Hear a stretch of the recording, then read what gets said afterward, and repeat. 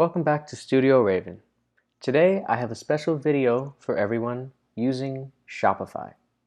Shopify is a fantastic e-commerce platform which lately has seen overwhelming growth in the stock market. And that's because this platform is pretty much the second best e-commerce platform on the web right now. So today we're going to be looking at one of the free themes in Shopify. That theme is going to be Brooklyn. Brooklyn is a free theme which you can download that is widely popular because of its stunning visuals and the ability to add what's called a cart drawer. Just to show you what it is that we're going to be discussing today, the cart drawer is a type of shopping cart on an e-commerce website which, instead of linking the user to a cart page, opens up on the side, shows all of your current items in your cart, and allows you to check out from there, increasing conversion rates and allowing people to continue shopping instead of being redirected to a cart page, which can interrupt user workflow and overall be slightly worse for an e-commerce user experience. We can see here that on the Brooklyn theme, when we add to cart, it opens up the cart. On the side, it shows us a checkout screen.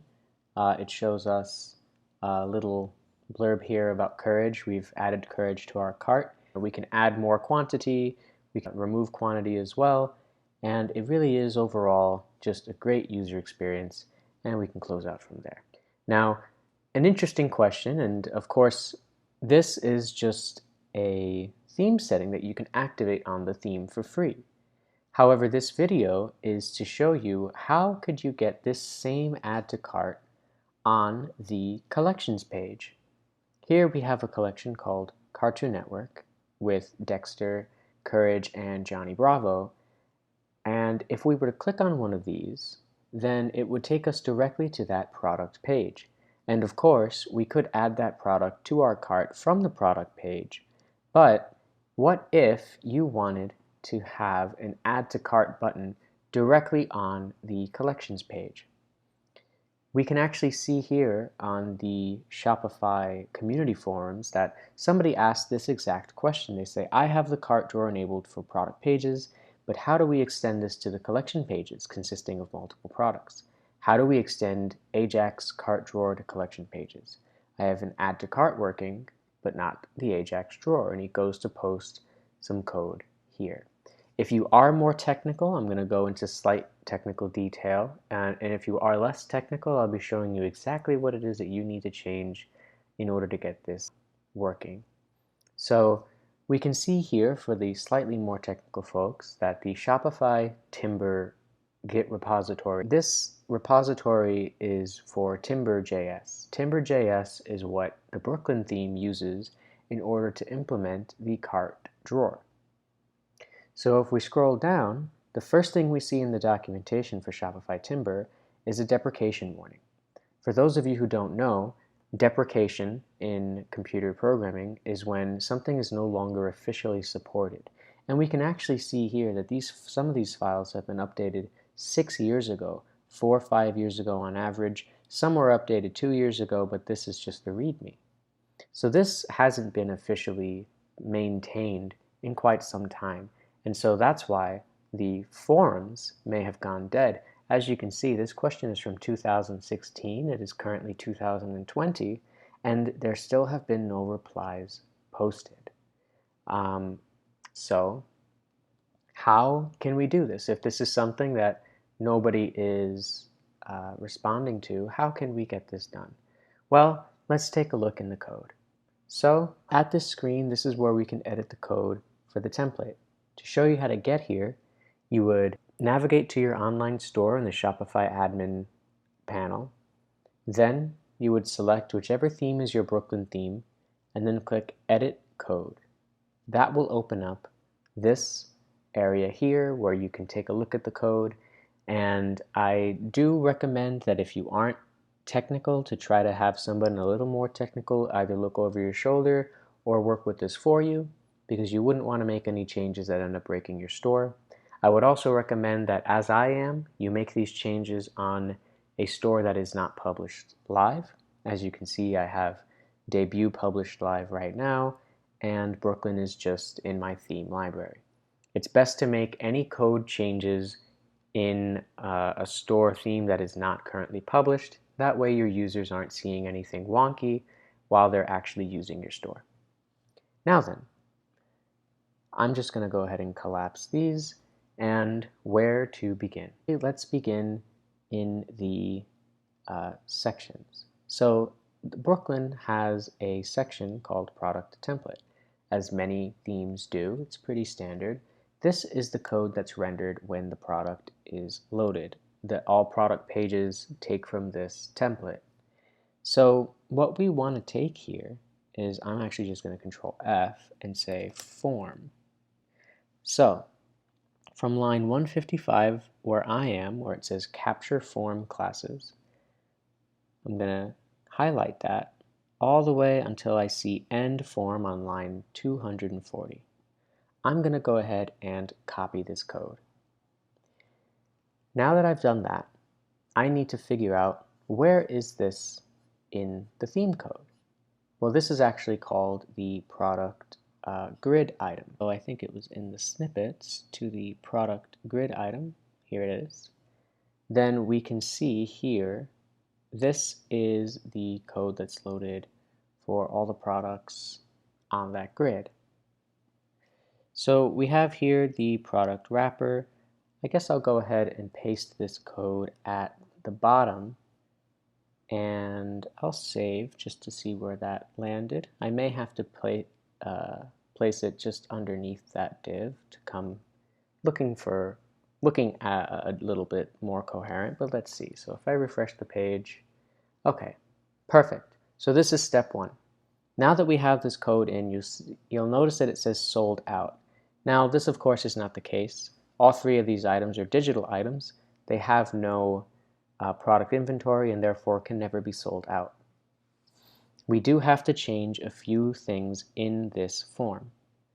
I'm just going to go format this so it's easier to read for me on my side. What we're looking for is current variant. Now we want to change current variant just to say variant. And yes, we want it to say variant. I'm going to look for current variant again. Okay, we're going to change that to variant. Looks like that's all that's here. So I'm just going to go ahead and save again. And let's refresh the page. Aha! So now that we've changed it to use the variant that's actually in each of the product grids, rather than the variant that would have been on the product page, we now see that it's adding to cart correctly. So from here, what do we do next? Well, some of you may think we're done, but if we go onto this page and we click on this add to cart, it does in fact work. However, it's completely skipping the cart drawer and it's going directly to the cart page. If I click on the cart, you can see that the cart drawer is still activated on the page. I'll go ahead and hide this so you can see that better. So what gives? Why is it that when I paste this code onto the collections page, it's completely ignoring the fact that we have a cart drawer? Well, what we actually need to do now that we have this is we need to register these add to cart buttons. So I'm going to go ahead and remove this item from my cart. Sorry, Dexter. And we are going to initiate the last step. So I'm going to close all these folders again. I'm going to go into Assets, and I'm going to look for theme.js.liquid. Now this is where things start to get a little bit more technical. Copying and pasting that code from product template to here was easy enough. Changing current variant to variant was also easy enough.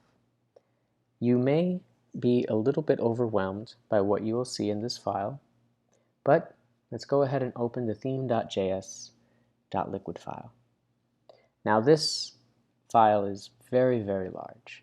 There's a lot in here, there's a lot to take in, but what we're looking for is we're actually looking for the add to cart. Aha, so we have an add to cart selector. This is inside the Ajax cart. This is, again, what's adding the item to your cart and then interacting with the TimberJS to actually load the cart on the page. All you need to do is Control F for Add to Cart Form, and the only result you should get in your theme.js, if you haven't had other developers working on it, is this section here, where it says if the theme settings are equal to drawer, then we initiate the cart drawer. We don't need this whole if statement. All we need is this part here. So I'm going to go ahead and copy that code, go into the product grid item, and underneath I'm going to type script. I am going to paste this code in, and I'm just going to steal something at the bottom here. This document.js. If you want to skip forward so that you can simply type what it is that I have typed in this section and you don't want to watch me construct this, then absolutely go ahead. Okay, but for those of you who are more code friendly, it may be easier just to watch. And so we are now complete with almost the final step. So now what we need to do is we need to make sure that this ID is unique. In order for us to make sure that this ID is unique, what we can do is we can look for this piece of data here. So let's Command F for the section ID. And anywhere we see the section ID, we want to replace it with the product ID. So just keep hitting enter and Control F. If you're using an IDE, then you can simply do this all in one sweep.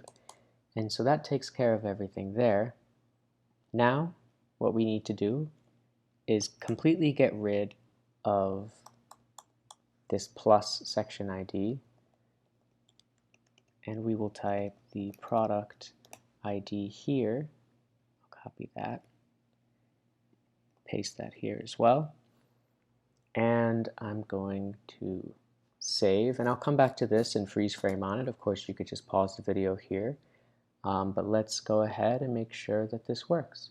So I'm going to go back to my collection page. I'm going to refresh the page, and then I'm going to add Dexter to the cart, and lo and behold, our cart drawer has opened. We can close this, add Johnny Bravo, and Johnny Bravo adds. And what's really great about this is if I add another Johnny Bravo, it updates to 2, and now we can interact with this entirely the way we want, and our collections page now has an add to cart button. Again, I'm going to leave this screen up as I do my outro, but thank you very much for watching. I hope this has helped answer some of your questions. I understand that this question is a little bit old, but I know that it's relevant. So again, I wish you all the best of luck, and if you have any questions or you'd like to see me post a video on any topics that are Shopify related, please post them in the comments, and I'd be happy to address them. Have a wonderful day. Stay safe.